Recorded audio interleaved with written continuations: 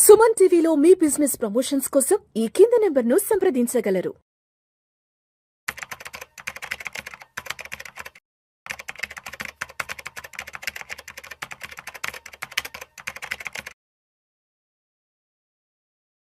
గిరిబాబు గారు నమస్తే సార్. నమస్తే అండి. Welcome to Vishnu talks. So Giribabu గారు మొన్న ఒక వీడియోలో ఒక అతను కింద కామెంట్ రూపంలో ఒక తన రిక్వైర్మెంట్ ఏంటన్నది ఒక అతను పోస్ట్ చేశాడు సార్. ఒకసారి చదువుతాను. ప్లీజ్. నేను ప్రతి నెల ఒక 10,000 రూపాయలు ఎస్ఐపి మోడ్లో ఇన్వెస్ట్ చేద్దాం అనుకుంటున్నాను. కానీ ఒక సింగిల్ అసెట్ క్లాస్లో కాదు, ఒక 3-4 అసెట్ క్లాసెస్లో నెలకి 10,000 రూపాయల చొప్పున ఎస్ఐపిలో ఇన్వెస్ట్ చేద్దాం అనుకుంటున్నాను. సో ఏ అసెట్ క్లాసెస్లో ఎంతెంత అమౌంట్ని నేను కంట్రిబ్యూట్ చేసుకోవాలంటే కూడా అడుగుతున్నారు. కాబట్టి మరి నెలకి ఒక 10,000 రూపాయలు ఎస్ఐపి మోడ్లో పెట్టుకోవాలంటే ఒక 3-4 అసెట్ క్లాసెస్లో ఎలా డైవర్సిఫై చేసుకోవాలి అమౌంట్ని? యాక్చువల్గా ఇప్పుడు 2020 తర్వాత చాలా అన్ఫోర్చునేట్ సిచ్యువేషన్ చూసాం మనం. సో ప్రతి ఒక్క చిన్న వ్యక్తికి కూడా ఎస్ఐపి అనే పదం చాలా బహుళంగా వెళ్ళిపోయింది జనాల్లోకి, రీచ్ అయిపోయింది. సో ఎస్ఐపి అనేది ఒక మంచి సొల్యూషన్ లాగా అర్థమవుతుంది అందరికి. ఎస్ఐపి అంటే systematic investment plan, that's all. అది మ్యూచువల్ ఫండ్ ఒకటే అవ్వక్కర్లేదు. రీసెంట్ గా ఒక గురూజీ దగ్గర కొన్ని ప్రవచనం విన్నప్పుడు, మీకు లైఫ్ లో 3 ఎస్ఐపిలు ఉండాలి. ఒకటేమో ఎప్పుడు నవ్వుతూ బ్రతకాలి, ఫస్ట్ ఎస్ఐపి. అంటే ఆ నవ్వుతూ ఉండే దాంట్లో మీరు ఇన్వెస్ట్ చేస్తూ వెళ్ళండి అనేది చెప్పడం ఉద్దేశం అయింది. చాలా బాగా అనిపించింది. సో ఎస్ఐపిని ఈ విధంగా కూడా మన కొంతమంది గురూజీలు ప్రవచనాలు చెప్పేవాళ్ళు వాళ్ళ ఎస్ఐపి అనే ఒక కాన్సెప్ట్ తీసుకెళ్తున్నారు. సో అట్లా ఈ వ్యక్తికి ఒక 10,000 రూపాయలు, అంటే చూస్తుంటే అతను చాలా చిన్న ఎంప్లాయ్ లాగా ఉన్నాడు. సో వాళ్ళకు నేను 10,000 రూపాయలు సేవ్ చేయాలి నాకు ఆలోచించిందే. That is very very important. ఇప్పుడు చాలా మంది ఎందుకు వెల్త్ క్రియేట్ చేయలేకపోతారు? మెయిన్ ప్రాబ్లం ఏంటంటే, ఫస్ట్ ఆఫ్ ఆల్ ఈ మ్యూచువల్ ఫండ్కి వచ్చేసి ఇది చాలా వొలటైల్గా ఉంటుంది. సో వీళ్ళు పెట్టగానే నాకు అందరూ 12%, 15% వస్తుందని చెప్తున్నారు కదా, మరి నాకు నేను 6 months అయింది, ఎక్కడ నా 12%, ఎక్కడ 15% వెతుకుతూ ఉంటారు. పడిపోతుంది, యుద్ధం వస్తుందంట, ఇవన్నీ వాళ్ళని డిస్టర్బ్ చేస్తూ ఉంటాయి. ఫియర్స్ అన్ని ఇంకా నయం, ఇప్పుడు మీరు ఒక 3 years బ్యాక్ వెళ్తే చాలా వరకు ఫండ్స్ పోస్ట్ కోవిడ్ ర్యాలీలో 30-40 కూడా ఇచ్చిన చూసాం. నాకు ఫోన్ చేసి మీరు ఎంత ఇస్తారు రిటర్న్ అడుగుతారు నన్ను. నేను ఇవ్వడం రిటర్న్ అంటే నేను మామూలుగా డబల్ డిజిట్ వస్తానండి అంటే, ఎందుకు కొంతమంది 30 ఇస్తున్నారు కదా, 40 ఇస్తున్నారు, వాళ్ళు ఇవ్వడం ఫండ్ మేనేజర్ అది అసెట్ క్లాస్ కంపెనీ ఒకరు ఇవ్వడం కాదండి. ఆ ఫండ్ అలా పెరిగింది, మళ్ళీ నెక్స్ట్ 3 years 5 అలా పెరుగుద్దని ఎక్స్పెక్ట్ చేయొద్దు. అంటే వాళ్ళ అవగాహన ఎలా ఉంటుందో చెప్తున్నాను మీకు నేను. కనుక ఒక ఇన్వెస్ట్మెంట్ అనేది ఇన్ఫ్లేషన్ ని బీట్ చేస్తూ ఒక డబల్ డిజిట్ 10-12% ఇచ్చింది అంటే దట్స్ అ సూపర్బ్ రిటర్న్. కానీ ఇక్కడ ప్రాబ్లం ఏంటి? వొలటాలిటీ. ఇప్పుడు ఫర్ ఎగ్జాంపుల్ లాస్ట్ 18 months లో, అంటే ఆల్మోస్ట్ నియర్ బై 20 months లో అస్సలు రిటర్న్ జనరేట్ చేయలేదు మార్కెట్, రాదర్ నెగటివ్ రిటర్న్స్. మరి 18 months నుంచి పెడుతున్నా 1.5 year అయిపోయింది, రిటర్న్ రావట్లేదు. నేను స్టార్టింగ్ ఎంటర్ అయిన దగ్గర నుంచి జూన్ 2024, ఆగస్ట్ 24, సెప్టెంబర్ 24 లో సూపర్ రిటర్న్ చూసాం. ఇక అవన్నీ చూసి 4 years సెప్టెంబర్ ఎంటర్ అయిపోయారు. దట్ ఈస్ ద పీకెస్ట్ పాయింట్ అనమాట. Peak of the ATH, all time high point. అది అక్కడ నుంచి కింద పడడం స్టార్ట్ అయింది. ఆల్ టైమ్ హై అన్నమాట 2024 సెప్టెంబర్ 27 నుంచి ఇంకా లేదు, ఇంకా 18 నెలలుగా లేదు అసలు. ఇక్కడ ఇంకోటి ఏంటంటే, ఇండెక్స్ మాత్రం పైనే కొట్టుకుంటోంది. Broader market, mid cap, small cap, Nifty next 50 and majority of stocks have fallen more than 40-50%. మరి ఇట్లా వెళ్తూ ఉంటే నేను పెట్టిందంతా కిందికి వెళ్ళిపోతుంది, నా వెల్త్ ఈరోడ్ అయిపోతుంది, నాకు డబ్బులు జనరేట్ అవ్వట్లేదు అని చూస్తుంటారు. యాక్చువల్గా ఇలా 20 months పాటు మార్కెట్ పెరగకుండా కిందికి వెళ్ళడం అనేది చాలా మంచి పరిణామం. నాకు ఎవరైనా ఫోన్ చేసి రిటర్న్ రాలేదు అంటే వాళ్ళకి ఒకటే చెప్తా, మీకు అమెజాన్ సేల్ అంటే ఏం చేస్తారు, మీరు అవసరం కొనుక్కుంటారు కదా, ధర తక్కువ అర్థం. మరి 20 months జరుగుతుంది, అదే మార్కెట్లో తగ్గుతుంది, ఆషాఢం సేల్ వస్తుంది. ఆషాఢం సేల్ అంటే ధర తక్కువ ఉంటే కొనుక్కుంటా. ఆషాఢం తర్వాత శ్రావణ మాసం వస్తుందా, ధరలు పెరుగుతాయి కదా. అమెజాన్ సేల్ అయిపోయిన తర్వాత నార్మల్ ప్రైస్ వస్తుందా, ధరలు పెరుగుతాయి కదా.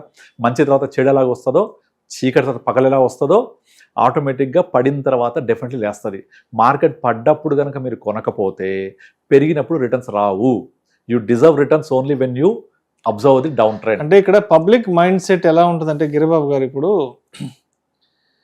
ఆషాఢం సేల్స్ వచ్చినప్పుడు చీరల ధరలు తగ్గితే అప్పుడు వెళ్ళి కొనేద్దాము, డిస్కౌంట్లు ఉంటే కొనేద్దాము, లేదంటే ఏదైనా సరే ధర తక్కువలో ఉన్నప్పుడు కొందాం అనుకుంటారు. కానీ ఒక ఈక్విటీ మార్కెట్స్ వచ్చేటప్పటికి తక్కువగా ఉన్నప్పుడు ఎంటర్ అవుదామని ఎవ్వరు అనుకోరు. అందుకనే ఇండియాలో దాదాపుగా మార్కెట్ అంతా బాగుంది, పచ్చగా ఉంది. ఈనాడులో హెడ్డింగ్ న్యూస్, పరిగెడుతున్న మార్కెట్లు, మదుపర్ల సంపద ఎంత సృష్టించబడిందని చెప్తుంటారు కదా, అప్పుడు ఎంటర్ అవుతారు. ఇక కుప్పగుల్ల మార్కెట్ని పలానా భయాలు ముంచెత్తాయి, ఇంత మదుపర సంపద ఆవిరి ఆ న్యూస్ వచ్చినప్పుడు మొత్తం బయటకు వెళ్ళిపోతారు. సో హైలో ఎంటర్ అయ్యి లోలో బయటకు వచ్చేస్తారు. యాక్చువల్ రివర్స్ చేయాలి దీనికి. అయితే ఇప్పుడు నేను ఎందుకు ఇదంతా చెప్తున్నాను అంటే, ఇప్పుడు ఈ వ్యక్తి నేను డిఫరెంట్ అసెట్ క్లాసెస్ లో డివైడ్ చేసుకుంటాను చెప్పాడే, అలా చెప్పడం యొక్క ఉద్దేశం ఏంటంటే ఎప్పుడైనా మార్కెట్ పడ్డప్పుడు మరో అసెట్ క్లాస్ నన్ను కాపాడుతుంది. అందుకని ఈ అసెట్ క్లాస్ అనే ఒక పాయింట్ వచ్చింది.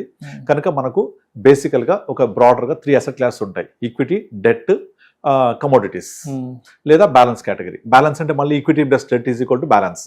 అలా కాకుండా బ్రాడర్గా చెప్తే కమోడిటీ అంటే గోల్డ్, సిల్వర్ లాంటివి, తర్వాత ఈక్విటీ, తర్వాత డెట్. ఇప్పుడు తను 10,000 చెప్పాడు కదా, సో నేనేం చేస్తానంటే ఒక 3 ఫండ్స్ తీసుకొని ఒకటి 3, 4,000 ఈక్విటీలో 4,000 పెట్టేస్తాం. ఆ 4,000 మళ్ళీ 2 ఫండ్స్గా డివైడ్ చేస్తాను. 2,000. ఒకటి మిడ్ క్యాప్, ఒకటేమో లార్జర్ మిడ్ క్యాప్, కొంచెం స్టెబిలిటీ ఉంటుంది. ఇంకొక 3,000 pure debt fund, floater interest funds. ఇంకొక 3,000 ఇంటూ మెటల్ ఫండ్. మీకు గోల్డ్ సిల్వర్ కాంబినేషన్ ఫండ్స్ కూడా ఉన్నాయి, ఈటీఎఫ్ లాంటివి. ఇందులో పెట్టేస్తే మీకు ఎప్పుడైనా ఈక్విటీ డౌన్ అయితే డెఫినెట్లీ మెటల్స్ పెరుగుతాయి, అక్కడ మేకప్ అయిపోద్ది. అండ్ డెట్ ఎప్పుడు స్టెబిలిటీ ఇస్తుంది, స్థిరంగా ఒక 5-6% ఫిక్స్డ్ ఇన్కమ్, 5-6% మించి ఎక్కువ రాదు, అది వస్తూ ఉంటుంది. అంటే డౌన్ సైడ్ ప్రొటెక్ట్ అవుతూ ఉంటుంది. అలా చేయడం వల్ల కన్జర్వేటివ్గా డెఫినెట్లీ ఒక 8-9-10% అనేది జనరేట్ చేయొచ్చు. అంటే ఇక్కడ ఏమవుతుందంటే నా డబ్బులు పెట్టిన దానికంటే పెరిగే ఉన్నాయి, ఎక్కువ అవుతుంది అని ఒక హ్యాపీ ఫీలింగ్ ఉంటుంది. కానీ వెల్త్ క్రియేట్ కాదు ఇలాంటి కన్జర్వేటివ్ పోర్ట్ఫోలియోస్ తోటి. కనుక అసెట్ మనం ఎప్పుడు బైఫర్కేట్ చేయాలి. అందులో దీనికోసం మల్టీ అసెట్ ఫండ్స్ అని కూడా ఉంటాయి. అందులో ఎలాగో 60% ఈక్విటీ, 20% డెట్, 20 మెటల్స్ కూడా ఉంటాయి. అలా కూడా ఒక ఫండ్ యాడ్ చేసుకోవచ్చు. మనమే మల్టీ అసెట్లో డివైడ్ చేసే బదులు మనం ఇలా కూడా డివైడ్ చేసుకోవచ్చు. ఈ ఏదైతే డెట్ ఉందో మన ఎమర్జెన్సీ ఫండ్ లాగా వాడుకోవచ్చు, దాన్ని అవసరం ఉంటే విత్డ్రా చేసుకోవచ్చు. లేదా దీన్ని ఎప్పటికప్పుడు రీబ్యాలెన్స్ చేస్తూ ఉంటాం. మేము ఏం చేస్తామంటే డెట్ కనుక ఒక కన్సర్వేటివ్ పెరిగిన తర్వాత డెట్ ఫండ్లో తీసి ఈక్విటీకి మూవ్ చేస్తూ ఉంటాం. లేదా ఈక్విటీ బాగా పెరిగితే దాన్ని ప్రాఫిట్ బుక్ చేసి ఓవర్ పీరియడ్ ఆఫ్ టైం మళ్ళీ డెట్లోకి మూవ్ చేస్తుంటాం. ఇట్లా దీన్ని మనం చేస్తుంటాం. కానీ 10,000 రూపాయలతోటి కూడా లాంగర్ టర్మ్లో ఉండి మీరు కంటిన్యూస్గా ఇన్వెస్ట్ చేస్తూ పోతే డెఫినెట్లీ మంచి వెల్త్ క్రియేట్ చేసుకోవచ్చు. ఇదేంటంటే అందరికీ అఫోర్డబుల్ కైండ్ ఆఫ్ ఇన్వెస్ట్మెంట్. ఎందుకు చెప్తున్నానంటే చాలా మంది ఇప్పుడు పెద్ద అమౌంట్స్ లైక్ 50,000 ఎస్ఐపి, 1,00,000 ఎస్ఐపి, 10 లక్షలతో స్టార్ట్ చేసేవాళ్ళు వోలటాలిటీ గురించి పెద్దగా ఇబ్బంది పడరు, ఎందుకంటే ఆల్రెడీ వాళ్ళు ఒక రేంజ్కి వచ్చేసి ఉంటారు. కానీ చిన్న అమౌంట్స్ చేసే వాళ్ళకు ఏ చిన్న అవసరమైనా కూడా ఇక్కడి నుంచి డబ్బులు తీసేస్తూ ఉంటారు. అందుకని వీళ్ళు వెల్త్ క్రియేట్ చేయలేదు. 2 ప్రాబ్లమ్స్: ఒకటి మార్కెట్ వోలటాలిటీ, 2 అవసరాలు. అవసరం పడగానే ఫస్ట్ కనిపించేదే మ్యూచువల్ ఫండ్. అందుకే ఇప్పుడు చెప్తూ ఉంటా, liquidity is the biggest enemy for mutual funds. మీరు ల్యాండ్ కొంటారు, అమ్ముతారా ఇమీడియట్లీ? బటన్ కొట్టగానే సేల్ అయిద్దా? కాదు. ఈ రోజుల్లో అయితే సంవత్సరమైనా అమ్ముడు పోవట్లేదు. కనుక ల్యాండ్ అలా ఉంచేస్తారు, వదిలేస్తారు, కాబట్టి అది పెరుగుద్ది తెలియకుండా. బట్ మ్యూచువల్ ఫండ్స్ వచ్చేప్పటికి బటన్ కొట్టి తీసేస్తారు. ఇవాళ బటన్ కొడితే ఎల్లుండి పొద్దున అకౌంట్లో పడుతుంది. So liquidity is the biggest enemy. అందువల్లనే మీకు వెల్త్ క్రియేట్ కాదు. దాన్ని మనం రిట్రైన్ చేసుకోవాలి అలా తీయకుండా. రెండోది, ఇట్లా అసెట్ క్లాస్ లాగా డివైడ్ చేసుకుంటే మార్కెట్ పడ్డా కూడా మనకు పెద్దగా ఇది అనిపించదు. జనరల్గా ఏం చేస్తారు, అరే కొంచెం ఇన్వెస్ట్ చేసి 6 months అయింది పెరగలేదు, 1 year అయింది పెరగలేదు ఫీల్ అవుతుంటారు. అలాంటి ఇబ్బందికర పరిస్థితుల్లోంచి ఇలాంటి అసెట్ క్లాసెస్ మనల్ని బయటపడేస్తాయి. కనుక మనకు ఒక స్టెబిలిటీ అనేది ఇస్తుంది ఇలాంటి అసెట్ క్లాసెస్. దానివల్ల తెలియకుండా మనం స్టే అవుతాం కాబట్టి ఆటోమేటిక్గా మార్కెట్ పెరిగితే డబ్బులు వస్తూ ఉంటాయి మనకు. రైట్. ఓకే. సో 33%. దాంట్లో ఈక్విటీ కొంచెం ఎక్కువ కాబట్టి నేను 4,000 ఈక్విటీలో, ఒక 3,000 ప్యూర్ డెట్ లో, ఒక 3,000 మెటల్స్ లేదా మల్టీ అసెట్ లో పెట్టేసేయచ్చు. Thank you sir. Thank you so much Gurubabu garu. Thank you.